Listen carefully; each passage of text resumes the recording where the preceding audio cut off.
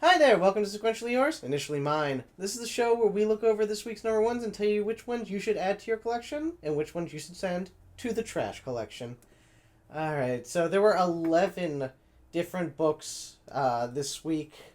I think I'm only going to be reviewing 10 because I'm pretty sure I think in that counts Spider-Man, which is going in my special Marvel number ones for the post-Secret Wars reboot that I'm making. But we have a decent amount, and looking back on it, I wish I hadn't bought some of them. Some of them are really awful. I'm not gonna lie to you, cool cats. Some of these are really bad. Most of these are really bad.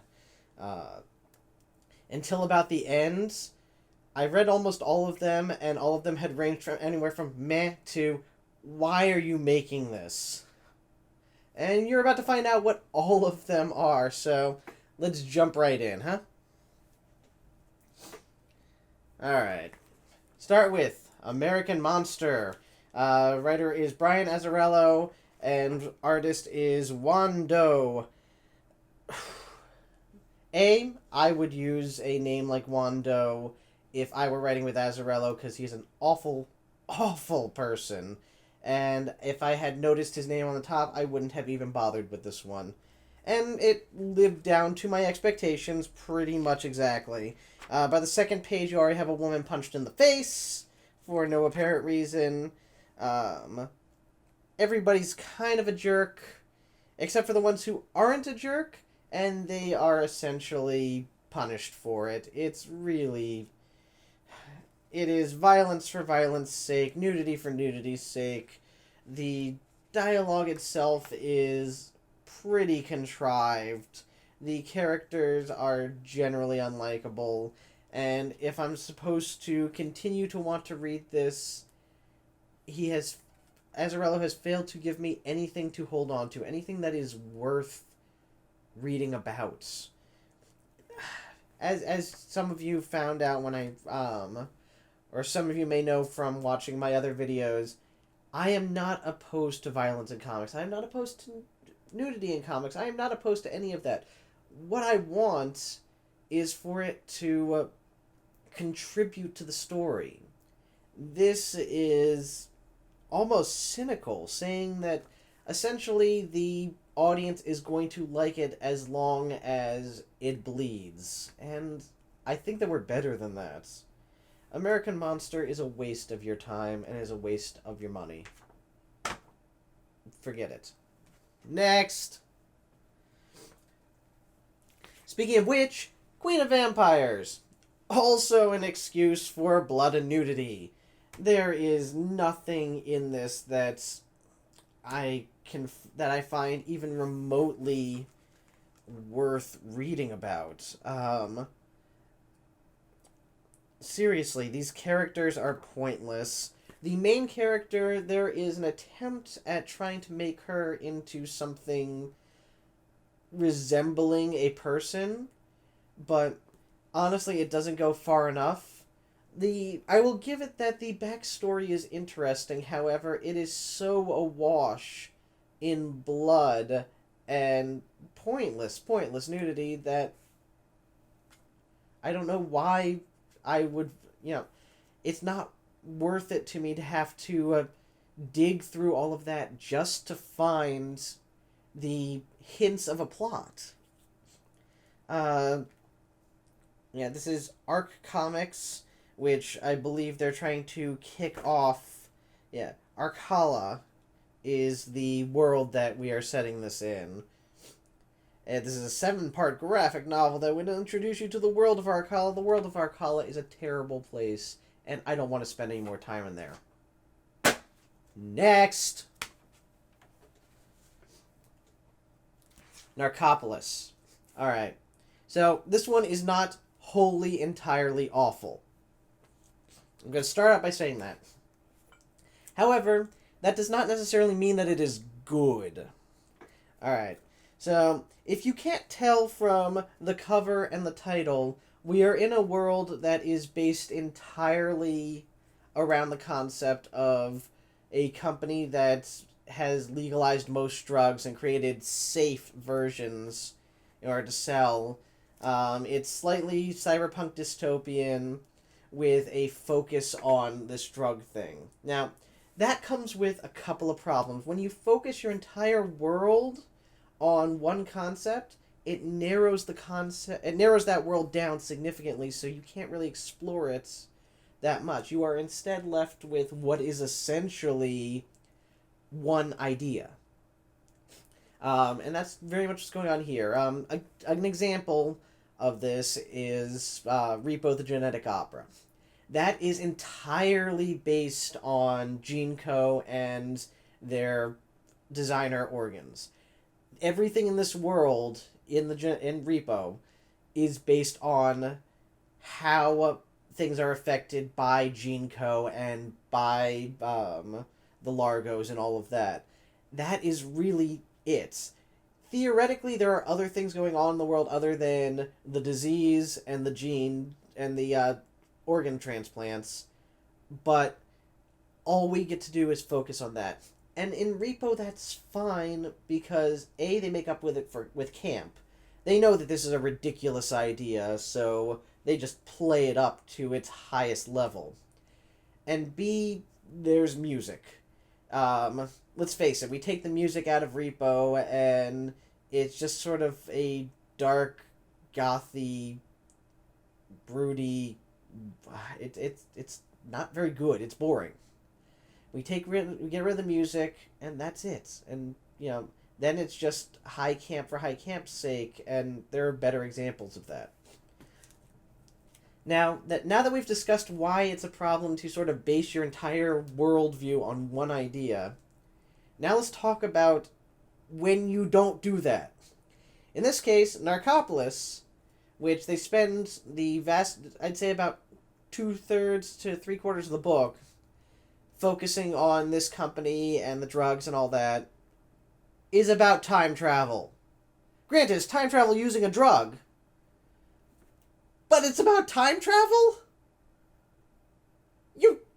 Other than a setting up that the character reads the time machine because his father gave him the book. What? It came out of nowhere. It feels like it doesn't fit into this world. And again, it's because the world was designed and drawn so narrowly to begin with that when we get the time travel plot, it feels out of place. It's not a terrible book. Like I said, it's Scott Duvall, the writer, does a good job, and I like Ralph Singh's art. And I especially like the coloring on here. The coloring, Nick Chapuis? As per usual, I apologize for my name pronunciations, but Nick, you are a monster when it comes to the colorings. This was really well colored, and it's really well drawn, and the character is not that bad, but the world fails to be compelling, and ultimately the plot fails to fit. I don't know. You might want to give it a shot, and for $3.50, it's not bad, but it is far from spectacular. Next.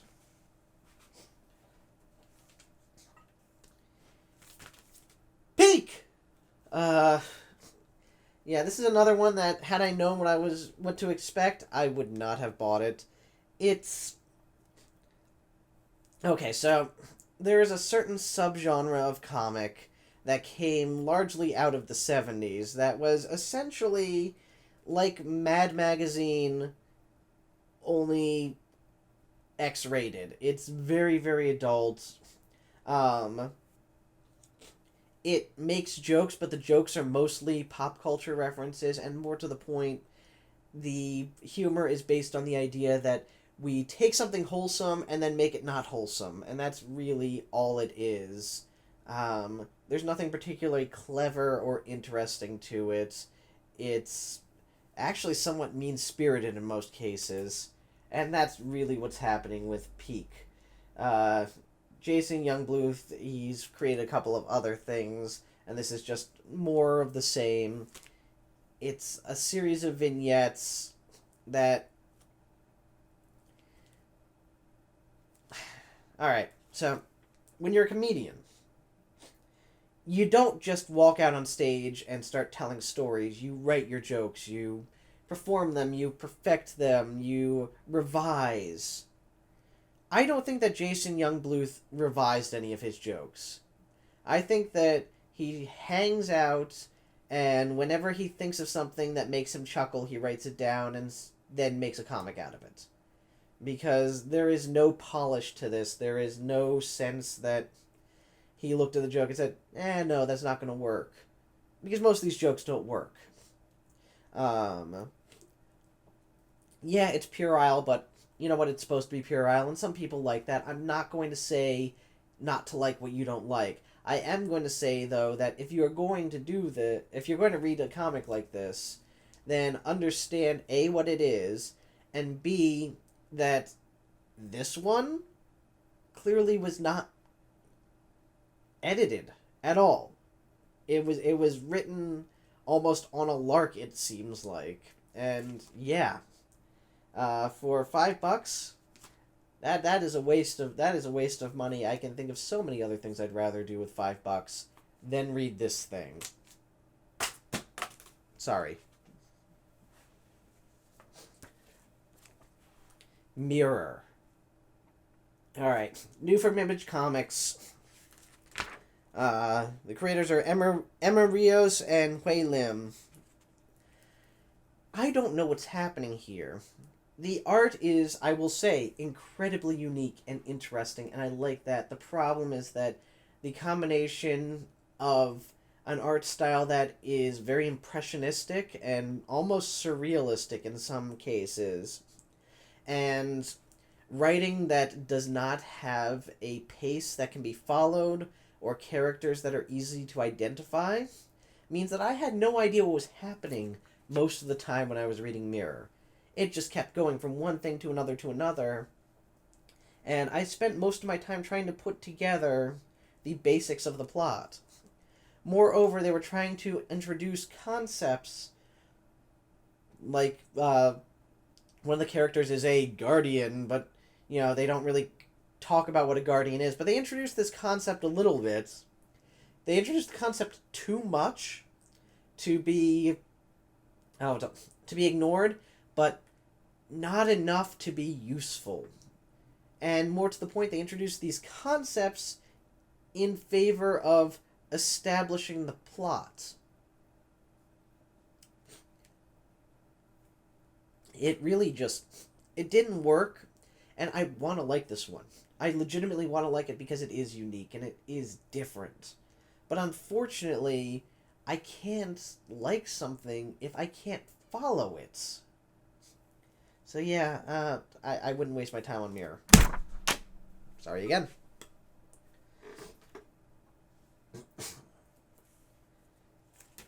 Dejah Thoris. Alright, so this is actually, if you don't know, this character is, if you've heard of John Carter of Mars, this is his wife. This is the Princess of Mars from one of the things. So you would expect, and John Carter's actually in this briefly, but really it's about her, and it's her story. And as a result, you would expect that there would be a certain level of pulp sensibility to it, or that they would have taken that pulp sensibility out and instead focused on creating a focused, more direct story. Unfortunately, this book does neither. It keeps too much of the pulp elements in order to really, take it seriously, but it doesn't embrace that pulp element quite enough that I'm able to enjoy this as just pulp fiction. One of the things that sort of bugs me in the writing is that apparently our title character not only speaks entirely in expository dialogue, but when she is near other people, they do too.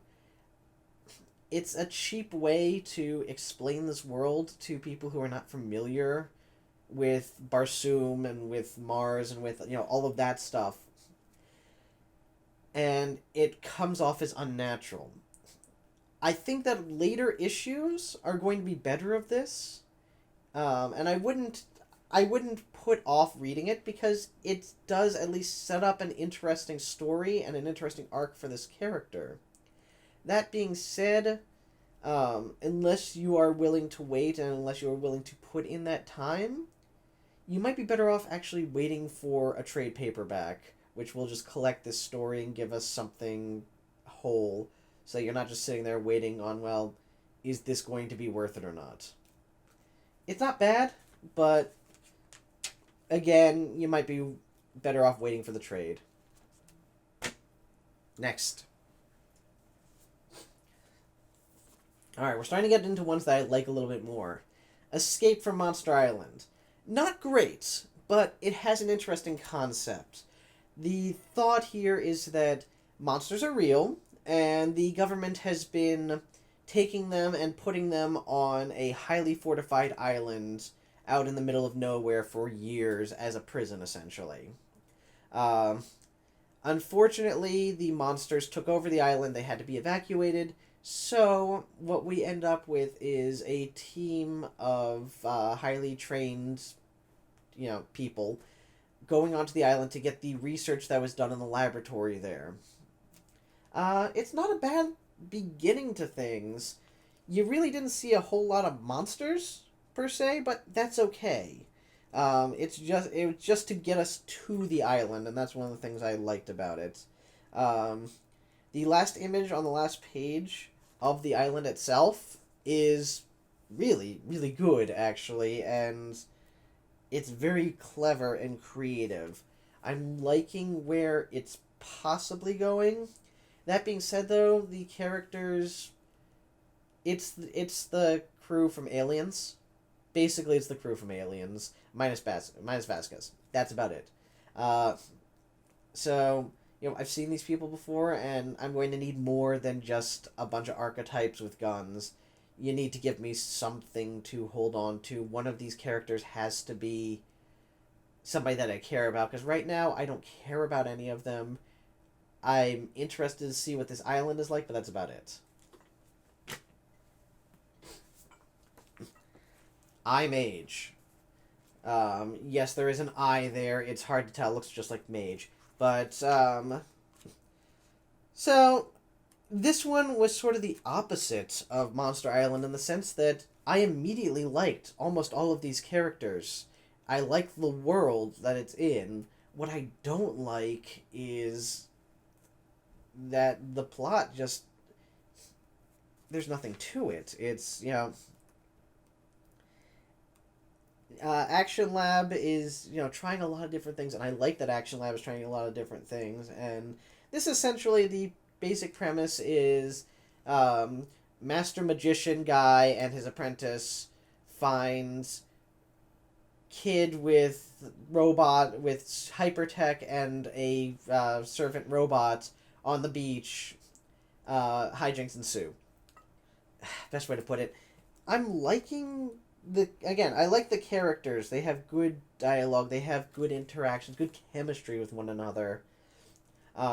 You can see the clash of worlds without it being a fish out of water story, which I very much like as well.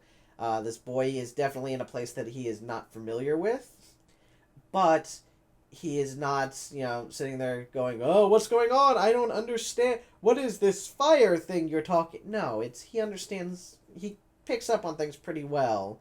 And the other characters are not, why do you have a metal thing here? Who is inside this art? No, they assume it's a golem, but, let's face it, a robot basically is a golem.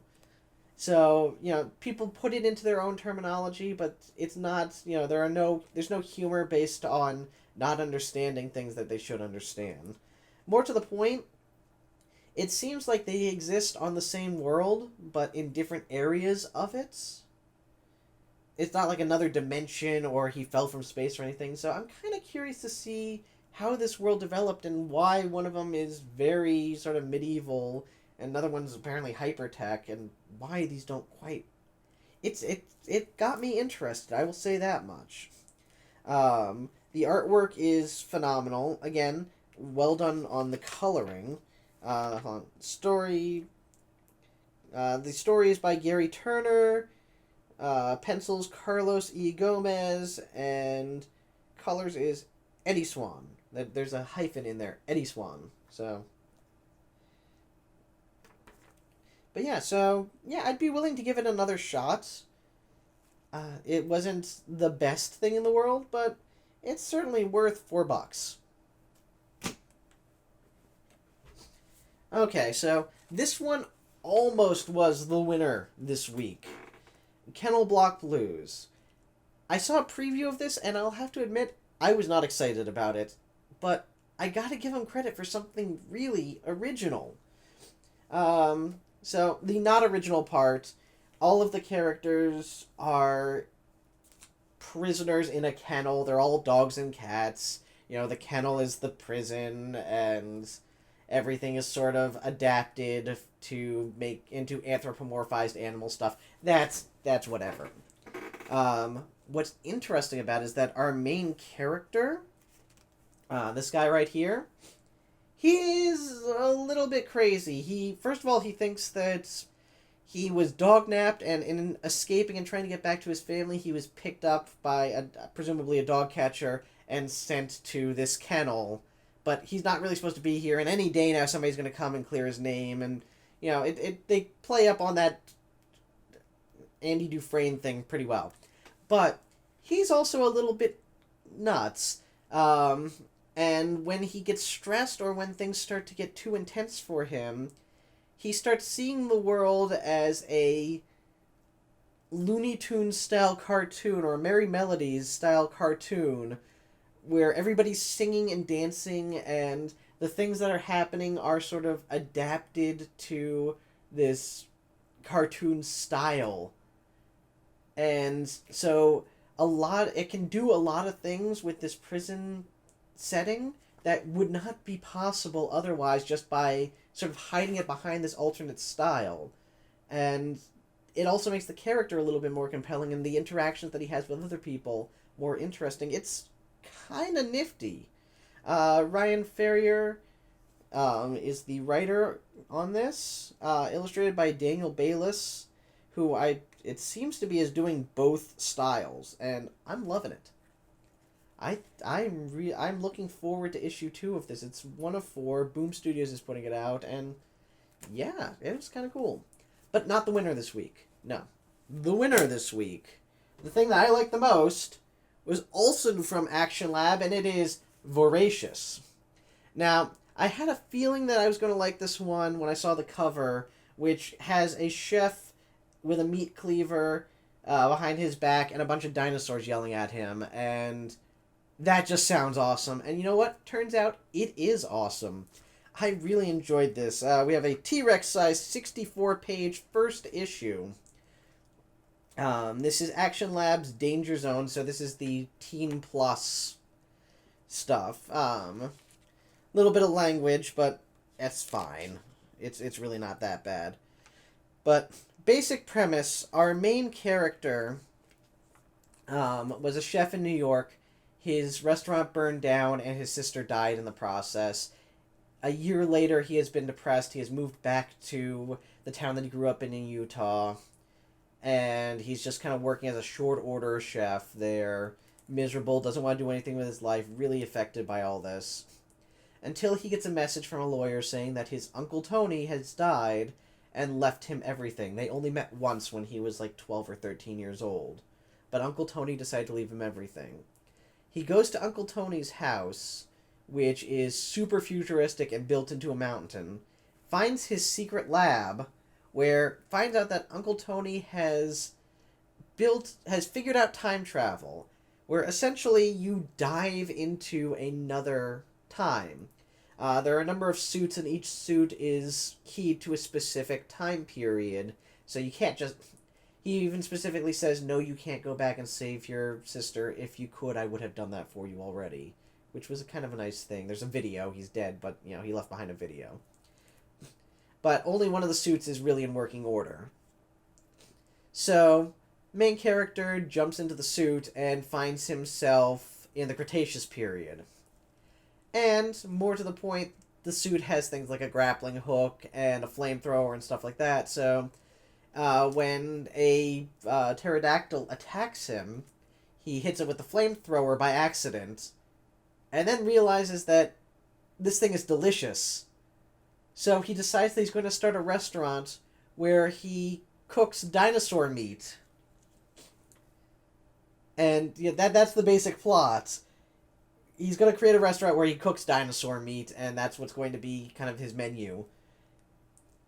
The thing that I like about this, other than the sort of bizarre and really fun plot, is the characters are wonderful. I buy into all of these people. I buy into our main character's depression. You know, he's not always moping and broody, but on the other hand, he's clearly not fine, and they do a great job of balancing that. Who's the writer on this? Let me just check. Marcus and Nasso writer. Color art by Andre Tabakaru. And also art, lettering, and design by Jason Muir. So, yeah, all of these people have done a wonderful job. His grandmother is phenomenal. I love this woman. The first time we see her, he comes home, and he comes to the kitchen. She's got a hunting knife in a bag of Oreos saying, "Did you do this?" And he explains that you ate the cookies, you're going to get more on Tuesday. And it's immediate flip of personality. It was great. I love reading these people. I love the love interest isn't really a love interest. There's so much going on with this, and of course there is 64 pages. But yeah, Voracious sort of made up for an otherwise lackluster to awful week. If you get a chance, read Voracious. Read a lot of stuff from Action Lab, but read Voracious especially. This is worth it. This is fun. This is clever. This is well written. This is well drawn. This is everything that a #1 comic should be, and it is T-Rex sized. So, yeah, that's my picks for the week. Now, you might like some of the stuff that I hated. I'm not gonna say that it's the worst thing in the world or that you're bad for liking it. You can like anything you want to like, and that's why I try to make an effort to at least talk about the things that I don't like, so that maybe you might sit there and say, "Oh, well, I want to see that." Okay, great, and I hope you do. I hope that you find, whatever it is, I hope you find the comics that you're going to like. I don't know what your opinions are going to be, but these are initially mine. Take care.